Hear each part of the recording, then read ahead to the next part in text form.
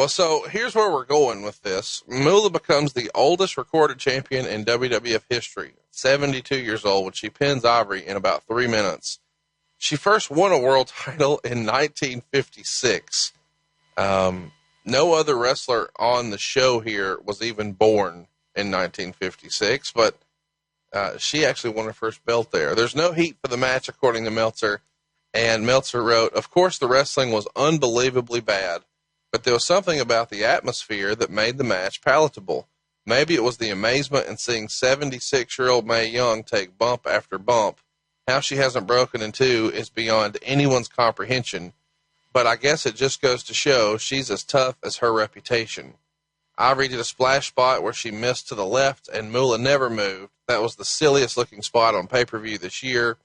Moolah later did a splash off the bottom rope and was supposed to miss Ivory, but she didn't move fast enough and got her anyway. Mae Young took bumps off the apron from a clothesline and the second time from a drop kick. Moolah was in slow motion, but her forearm blows looked more real than the punches thrown by half of the young wrestlers in the business today. Ivory tried a tope on Moolah, seemingly to get caught diving through, and fell straight down and barely grazed her. The finish saw Ivory hit Young with the title belt, and she took yet another bump off the apron, and this gave Moolah a chance to deliver the slowest schoolgirl in history for the pin, -1 star. This feels like something everybody would have known was a bad idea. One of the worst matches in WWE pay-per-view history here. But a credit to Moolah, because my takeaway was, especially for 72, she was up and down when she was bumping a lot faster than I imagined that she would have been. Now, why would it be a bad idea? Why? Listen to you. Why? No, the crowd was up for it. The crowd seemed to enjoy it. It was positively, absolutely god-awful. But the nostalgia side of it, for Moolah to wrestle in her 40th or 50th year in the ring and to be champion again, it was the least that we could do for everything that the contributions that Lillian Ellison had made to the wrestling business. And it was just kind of a fun ha-ha spot. But, oh, my God, you talk about the bumps that Mae took. And what people forget on the bumps that Mae took, she's taking bumps off the apron to the floor in high heels, folks. She's taking bumps at 76 years old or however old she is in high heels. And she's getting up. And it was, if you know the relationship between Moolah and Mae, and Moolah was the dominant one in that relationship, and Johnny Mae was just really the tough as nails older one, but Moolah always was like she was taking care of Johnny Mae. And at the end of the thing, Johnny Mae trying to hold up the belt, Moolah grabbing the belt away from Johnny Mae. There's just little nuances that I found extremely funny, especially considering their relationship, and they'd been friends and known each other for so long. They were just like an old married couple. They were hilarious. But my God, the punishment that they took in this match, a lot of these kids today couldn't take. It's worth mentioning that her return to the ring here in 99 caused Moolah to start experiencing dizziness, and her doctor had her wear a heart monitor, and eventually she had to be admitted to the hospital where they found some clogged arteries, and she had viral pneumonia, where she wound up being in intensive care for 24 days, of which she was unconscious 15 of those. So she's didn't have the best run here in 99 with health. After leaving the hospital, she slipped and wound up cracking a couple of vertebrae too. So she has back surgery in December. So she did make a return here, but at a great cost to her health. Maybe not the best idea. You know, it would be weird to not talk about Fabulous Moolah and her relationship with Vince. I don't know when we'll have an opportunity to do it here. This feels like as good as any. Chat me up about what Moolah's relationship was like with the company, because she's not a person without controversy. Well, Moolah was she wasn't the original, but she learned from her promoter. Oh my God, the Buddy Lee, in Tennessee from years and years ago. And Buddy Lee booked all of the women wrestlers and had them, he got a percentage of everything that they did. And later on, Moolah adopted that same thing where she would train the women and then she would book the women. She got a percentage of everybody that she booked out. So Moolah and Vince McMahon Sr. had been friends for many, many years. Moolah had always been able to work New York once they allowed women to wrestle in New York. And she always supplied the women wrestlers to the majority of the promotions across the United States. And Vince always held Moolah in very high esteem, and she always provided the girls. If you were a female wrestler, chances are you worked for Moolah or you worked independent. You didn't get a whole lot of bookings because Moolah, in the way that the promotions were back in the old days, was, it was a very tight industry, and you used who you were supposed to use.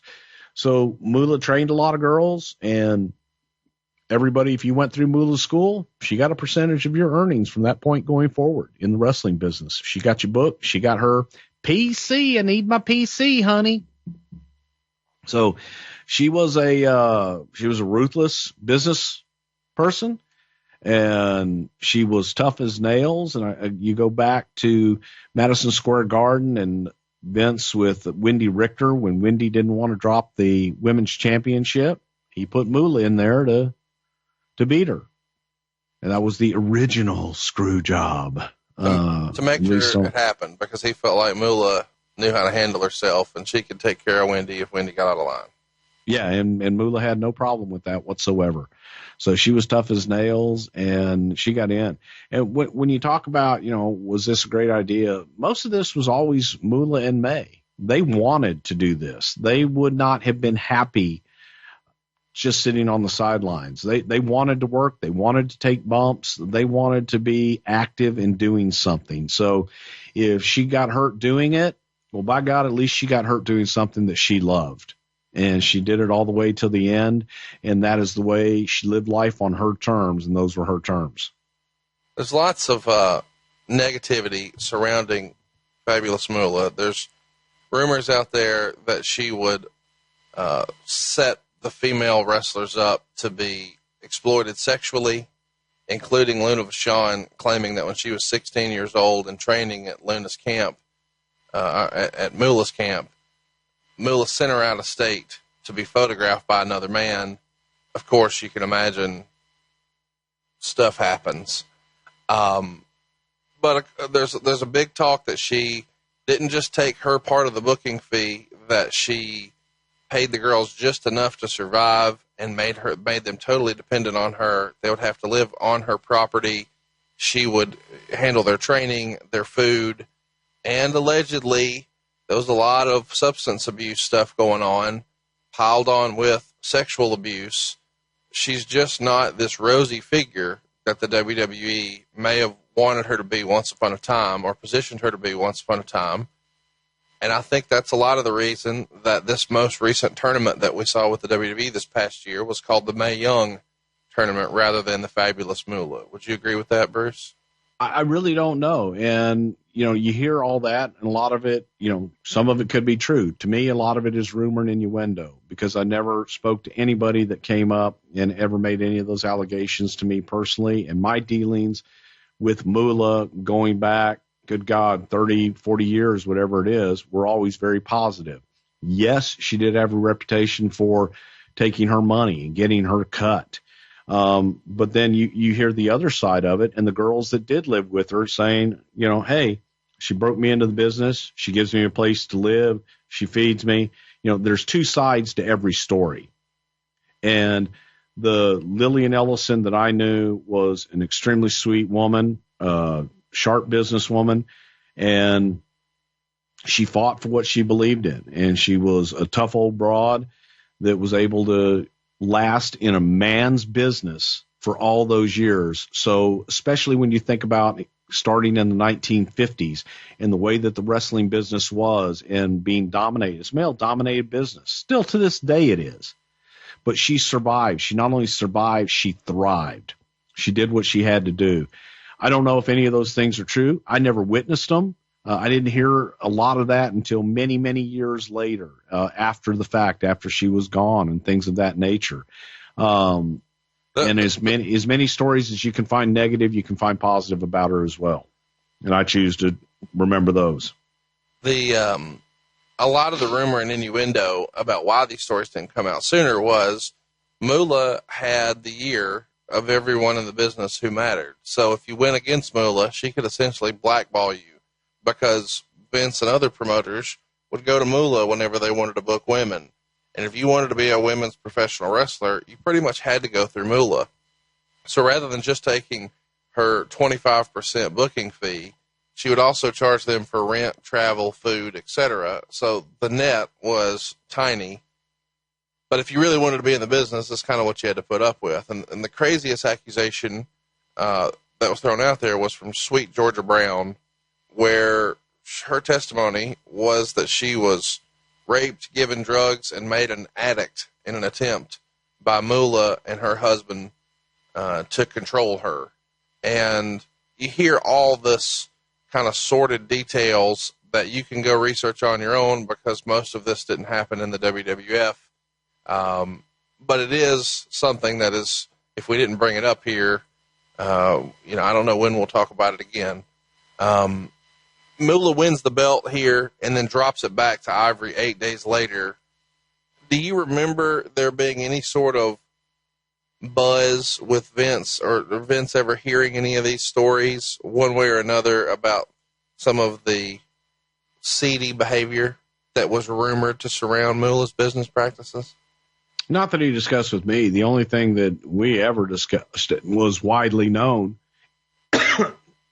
in the business was, her PC. And that was actually a running joke in the business, for years and years, that even long after. And, let's keep in mind too, the Moolah wasn't the only one that got her PC. There were a lot of, wrestlers, men. Gagne asked for it. There were a lot of people that if they trained you, they wanted their PC. It just was Lillian probably continued the practice for much longer because of the specialized female wrestlers. There weren't a lot of them.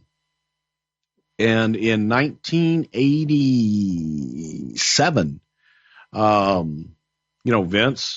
Vince told her, he says, hey, I'm bringing in Sherry Martel. We started bringing in other female wrestlers, the Jumping Bomb Angels, that were not a part of Moolah's camp. And he says, I'm bringing in other girls, and I'll be happy to use your girls as well. But whatever arrangement that they have with you, that's between you and them. And we didn't pay Moolah first. We paid the girls first. It's worth mentioning that Moolah and Mae Young actually lived together in Columbia, South Carolina. A small professional wrestler named Katie Glass also lived with Moolah for over 40 years. And another lady wrestler, Donna Christianello, lived with Moolah on and off for 40 years. You can draw your own conclusions. Moolah passed away in 2007 at the age of 84. And unfortunately, Mae Young passed away in January of 2010 at the age of 90. Most famously, Mae went through the table off the top from Bubba Ray Dudley. Are we ever going to see anybody like Moolah and Mae Young in the business ever again? Dude, let me tell you about when Mae they went off the stage with the Dudleys through a table, and Vince was adamant he wanted to see them do it ahead of time, and we had a big giant crash pad out there for Mae to go through, and he wanted Bubba, and he was in Bubba's face and saying, so help me God, if anything happens to one of these ladies, I'm holding you personally responsible, and there better not, you better take care of them unlike you've ever taken care of anybody in your life. So we get everything set up, and it's me and Bubba and Mae standing up on the stage, and I'm trying to get the cameras and get everybody ready so that Vince can see this thing before we do it. And while we're standing there talking, I'm explaining to May. I said, okay, May, we get up here. I said, he's going to get you up in the power bomb. He'll come off. He's got you. I said, but Vince wants to see you take this bump before we obviously do it live tonight. All right, honey. And she jumps off the stage and takes a bump. Just takes her own bump off the stage by herself without no cameras ready, no nothing. And Bubba and I are just looking at each other, and Bubba looks at me and goes, I think she'll be fine. Yeah. And I'm like, May, we got to do it again. Vince wants to see you do it with Bubba. So they were fearless. They were absolutely fearless and tough as nails all the way to the end.